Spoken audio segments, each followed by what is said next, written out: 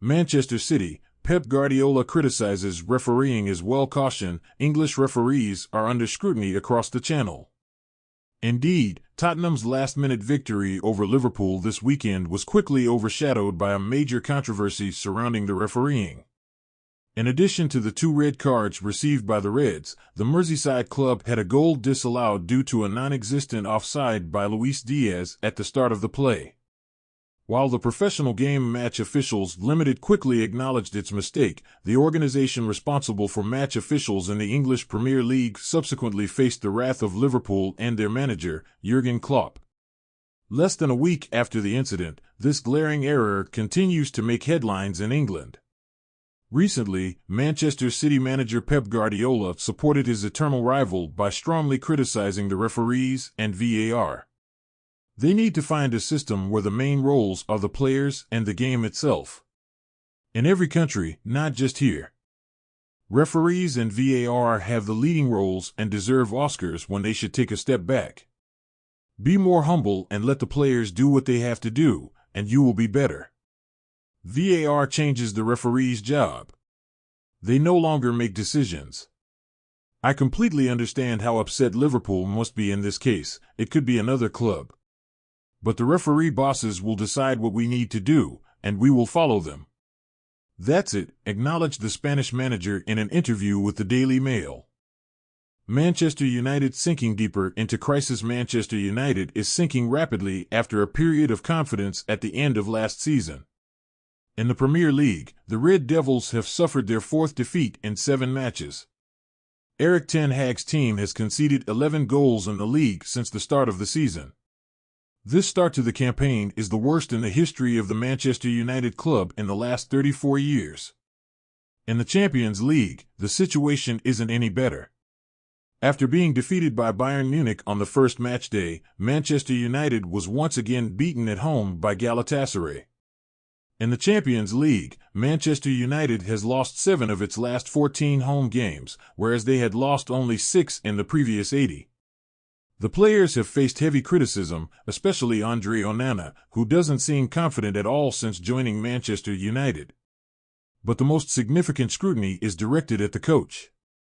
Erik ten Hag has never been under as much pressure since his arrival at Manchester. According to Zlatan Ibrahimovic, he's not the right man for the job, as he told journalist Piers Morgan on Talk TV.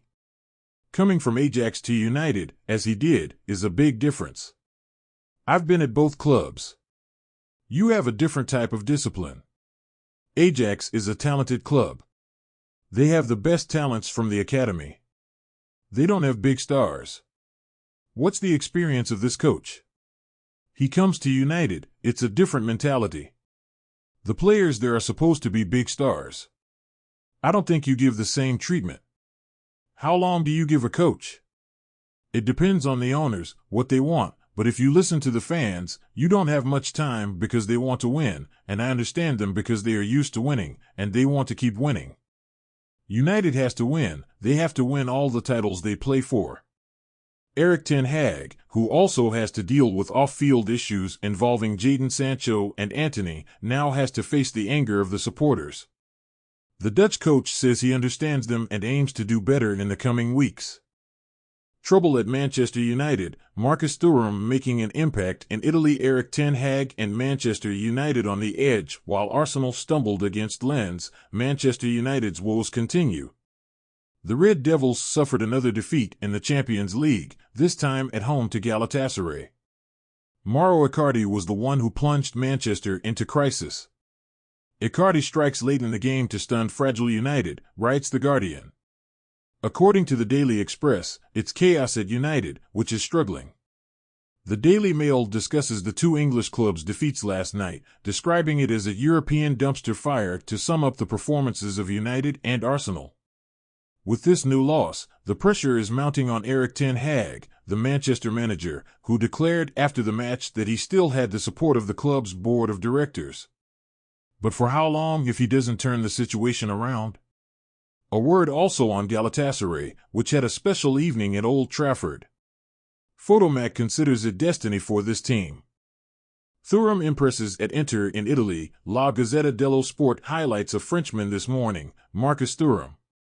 The French striker was the main contributor to Inter's victory over Benfica as he scored the only goal of the match. The Sports Daily states, "It's Inter's tune.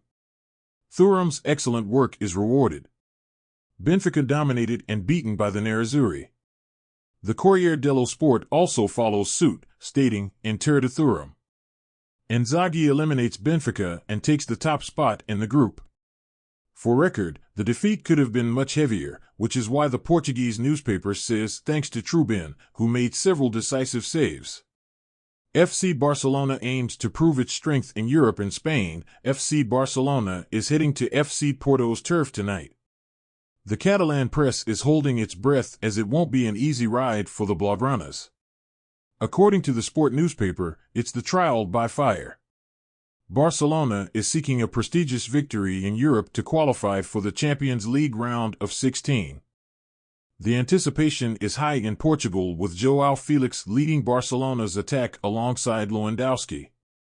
Mundo Deportivo echoes a similar sentiment, believing it's Barcelona's challenge. With the two Joaos, Barcelona aims for a big away win in Porto to prove that it is once again a European powerhouse. The answer comes tonight. Xavi's team cannot afford to make mistakes.